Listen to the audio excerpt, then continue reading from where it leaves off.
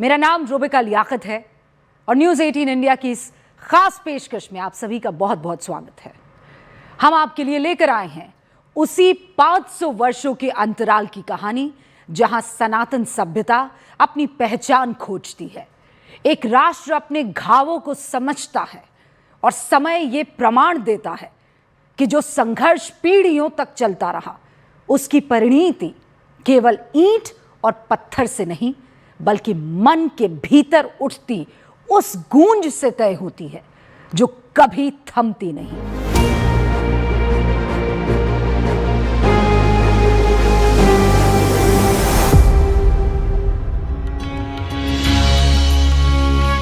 अयोध्या सिर्फ सरयू के किनारे बसा एक शहर नहीं बल्कि उस स्मृति का केंद्र है जहां आस्था, इतिहास और संघर्ष एक दूसरे में घुलते हैं। एक विवादित ढांचे के नीचे मंदिर होने का दावा सदियों तक बहस का विषय बना रहा और इसी बहस ने एक विवाद को जन्म दिया जो पीढ़ियों की राजनीति, अदालतों की दलीलों और समाज की भावनाओं को लगातार आकार देता रहा। ये कहानी ईंटों या ढांचों की नहीं बल्कि उस विश्वास की है जिसने लोगों को संघर्ष में भी टिकाए रखा, उस राजनीति की जिसने रास्ते बदले, उस न्याय की जिसने अंततः एक अधूरे अध्याय को पूरा कर दिया। 22 जनवरी को देश ने अयोध्या में 500 साल के इंतजार को पूरा होते देखा है। राम लला के विराजमान होने का वो अलौकिक अनुभव, वो दिव्य अनुभूति अब भी हमें भावुक कर जाती है। लेकिन जो वर्तमान है कभी उसका एक स्याह अतीत था और अतीत का कोई ना कोई दस्तावेज जरूर होता है, फिर चाहे वो फाइलों में हो या चश्मदीदों की जुबान पर।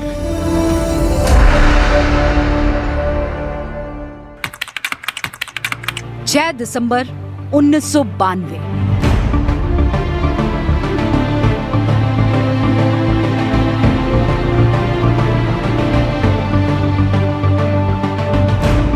वो रविवार का दिन था। उस दिन धर्म की नगरी अयोध्या एक साधारण शहर नहीं बल्कि उबलती भावनाओं का ज्वार भाटा बन चुकी थी।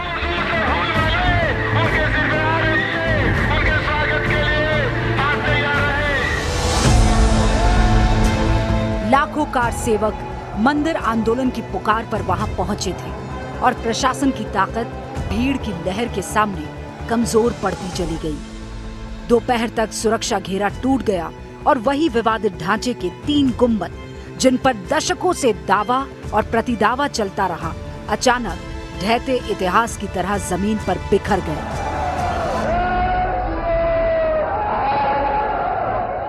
देश भर में तनाव फैल गया, संसद से सड़क तक हलचल मच गई और भारत की राजनीति एक नए मोड़ पर पहुंच गई। यही वो क्षण था जिसने आने वाले वर्षों की पूरी दिशा और दशा तय कर दी। क्योंकि विवादित ढांचे का गिराया जाना एक असाधारण और अप्रत्याशित घटना थी, सिस्टम इसके लिए पूरी तरह तैयार नहीं था। लिहाजा इस एक घटना ने बड़े पैमाने पर हिंसा को हवा दी। इन सांप्रदायिक दंगों का एपिसेंटर अयोध्या थी, लेकिन इसका असर पूरे देश में हुआ। यूपी सरकार और लिब्राहन आयोग की रिपोर्ट के मुताबिक अयोध्या में 18 लोग मारे गए, जबकि देश भर में भड़की हिंसा में 2000 से ज्यादा लोगों को अपनी जान गंवानी पड़ी। जब ये सब कुछ हुआ, केंद्र में कांग्रेस की सरकार थी। पीवी नरसिम्हा राव प्रधानमंत्री थे और यूपी में कल्याण सिंह मुख्यमंत्री हुआ करते थे, जो खुलकर कहते थे, मुझे इस बात का गर्व है कि मैंने कार सेवकों पर गोली नहीं चलने दी। मेरे माथे पर किसी की हत्या का कलंक नहीं है।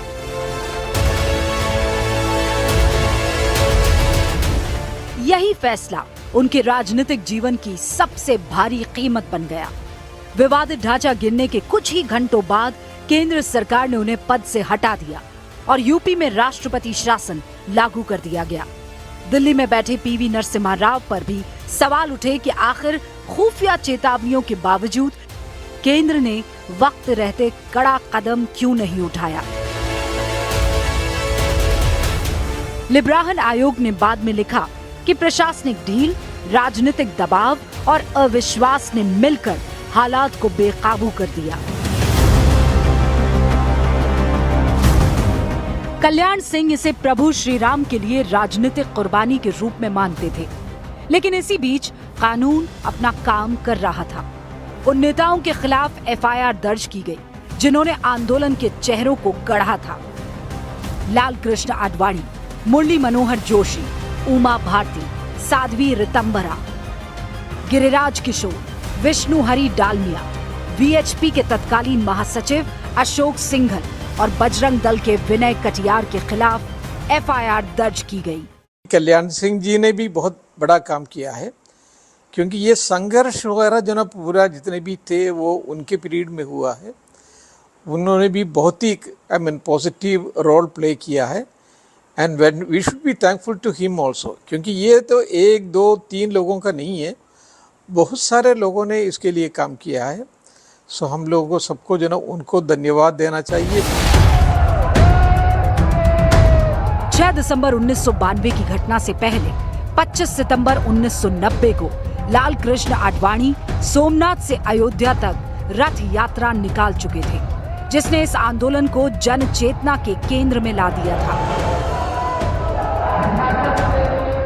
हालांकि 23 अक्टूबर 1990 को वो बिहार के समस्तीपुर में गिरफ्तार कर भी लिए गए और वहीं यात्रा पर विराम लग गया। यही वजह रही कि लाल कृष्ण आडवाणी को उनकी भूमिका के लिए साजिश का मुख्य सूत्रधार माना गया। सीबीआई की ओर से दाखिल चार्जशीट में कहा गया, आडवाणी ने 6 दिसंबर 1992 को कहा था कि आज कार सेवा का आखिरी दिन है, कार सेवक आखिरी बार कार सेवा करेंगे। आडवाणी ही विवादित ढांचे के षड्यंत्र के मुख्य सूत्रधार हैं। इन सब घटनाओं ने साफ कर दिया कि अयोध्या सिर्फ एक विवाद का विषय नहीं थी, ये वो धुरी थी जिसने भारत की राजनीति, समाज और न्याय व्यवस्था को अगले 3 दशकों तक प्रभावित किया। लेकिन कैसे, क्यों, इसका आधार क्या था? इसे समझने के लिए आपको 500 साल पहले के उन ऐतिहासिक तथ्यों को समझना होगा जिसकी वजह से हिंदू जनमानस के लिए अयोध्या सिर्फ एक भूगोल नहीं रही, बल्कि उस स्मृति का केंद्र बन गई जहां माना जाता है कि भगवान राम का जन्म हुआ था।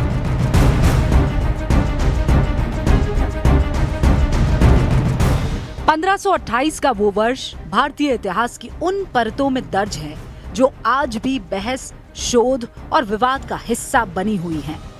लाला सीताराम ने 1932 में अपनी किताब अयोध्या अ हिस्ट्री में दावा किया कि बाबर ने फकीर फजल कलंदर के कहने पर अपने सेनापति मीर बाकी को राम जन्मभूमि तोड़कर मस्जिद बनाने का आदेश दिया। वो लिखते हैं कि 17 दिनों की झड़पों के बाद मीर बाकी मंदिर पर कब्जा कर सका।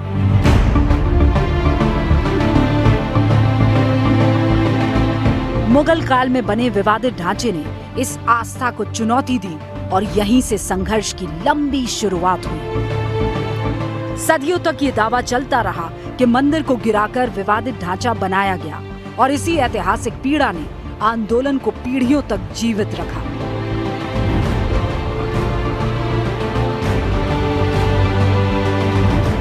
जो भी घटना उस दिन 6 दिसंबर को घटी, वो ढांचा जो है नीचे गिरा। अब उसके ऊपर एक संप्रदाय ने बड़ा आहत महसूस किया। तो मेरा उस पे ये प्रश्न है, और ये मैं अपने एनालिसिस में भी लाता हूं उस पीरियड के, कि एक ढांचा जो विवादित है उसके गिरने से तो आप इतने ज्यादा आहत हो गए आज, तो वो जरा हमें बताइए कि जो हिंदुओं के मंदिर लगातार इतने सालों तक तोड़े गए हैं, तो वो हिंदू जो आहत हुआ है, तो क्या हिंदू इंसान नहीं? 19वीं सदी के मध्य में अयोध्या एक शांत नगरी नहीं रही थी, बल्कि उन दावों और स्मृतियों का अखाड़ा बन चुकी थी जो पीढ़ियों से मन में घूमते रहे थे। 1853 में पहली बार चिंगारी उठी जब स्थानीय हिंदू समुदाय ने कहा कि विवादित ढांचे के भीतर राम चबूतरा और सीता रसोई पहले से मौजूद थे।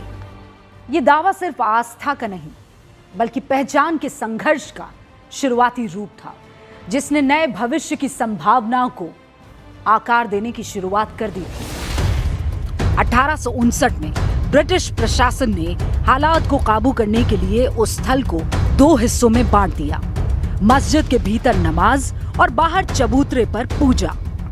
मानो एक ऐसी रेखा खींच दी गई जो धर्म से ज्यादा मन की सीमाओं को दर्शाती हो।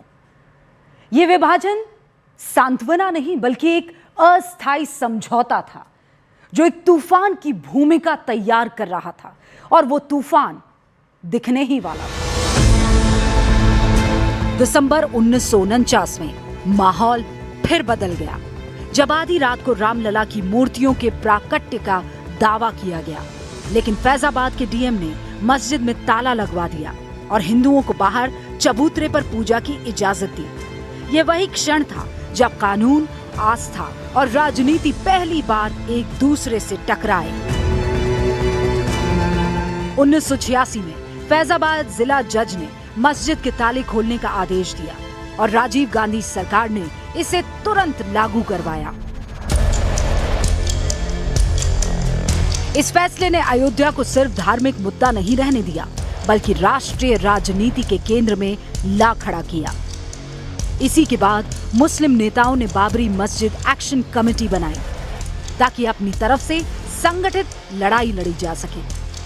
1989 और 1990 में विश्व हिंदू परिषद ने शिलान्यास और रथ यात्राओं के जरिए आंदोलन को तेज कर दिया, जिसका नतीजा ये हुआ कि 6 दिसंबर 1992 को कार सेवकों की आक्रोशित भीड़ ने विवादित ढांचे को ढा दिया। अयोध्या नगरी अब सिर्फ कोई धार्मिक स्थल नहीं रही थी, बल्कि एक ऐसा सवाल बन चुकी थी जिसने देश की सड़क, संसद और समाज सबको अपनी ओर खींच लिया था। ये वही कालखंड था जिसने इतिहास को नए सिरे से लिखा और संघर्ष को एक बहुत लंबी यात्रा में बदल दिया।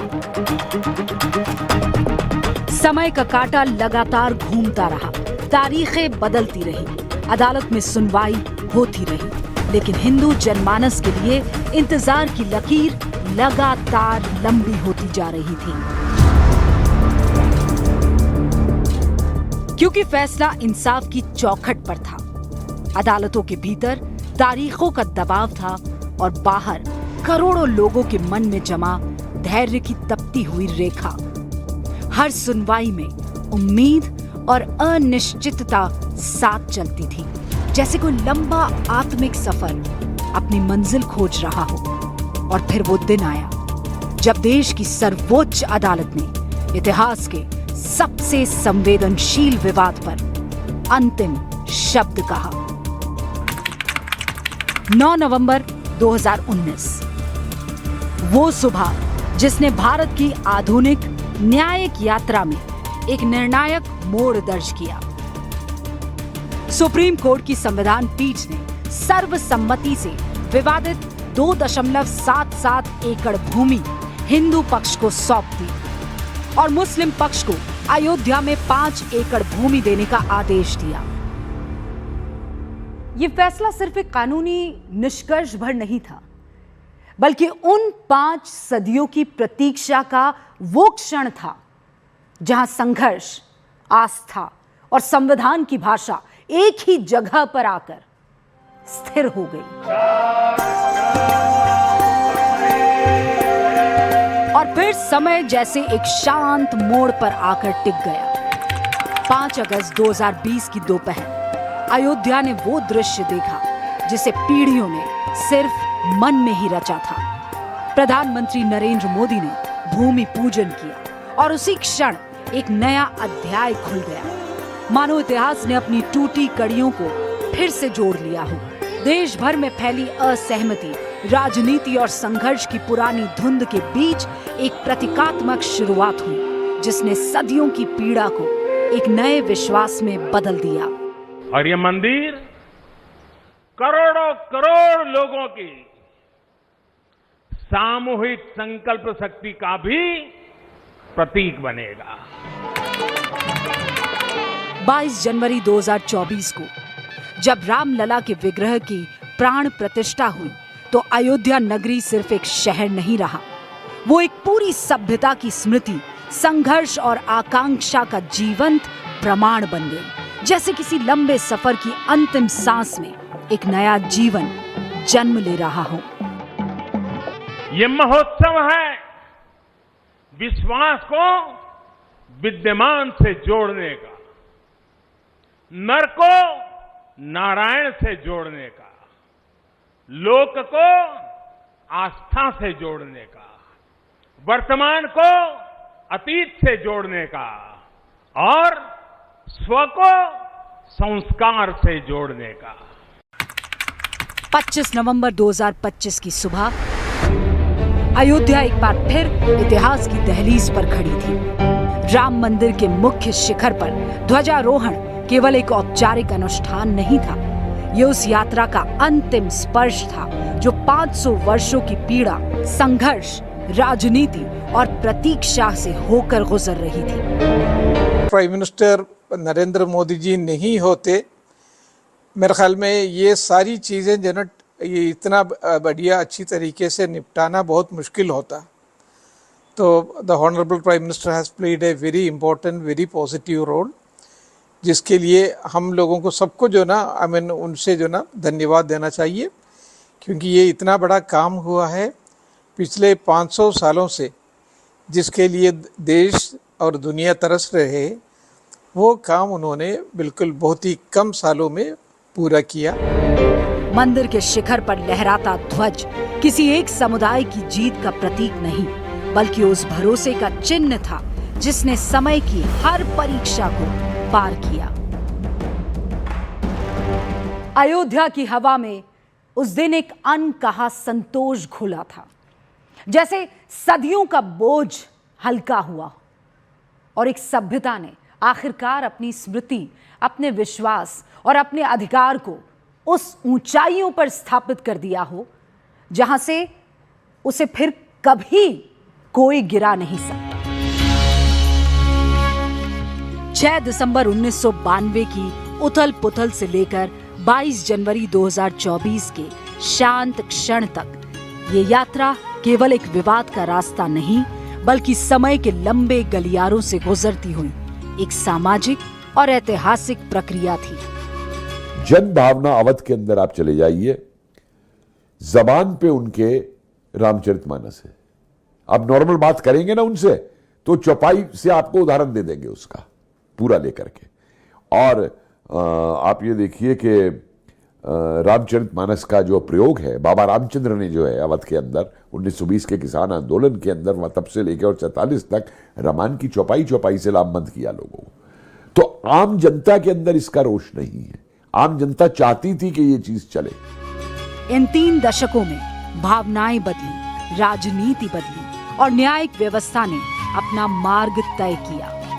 राम मंदिर का निर्माण किसी विजय का प्रतीक नहीं, बल्कि उस धीरे धीरे विकसित हुए बदलाव का परिणाम बना जिसे समाज, इतिहास और न्याय के निरंतर संवाद ने आकार दिया।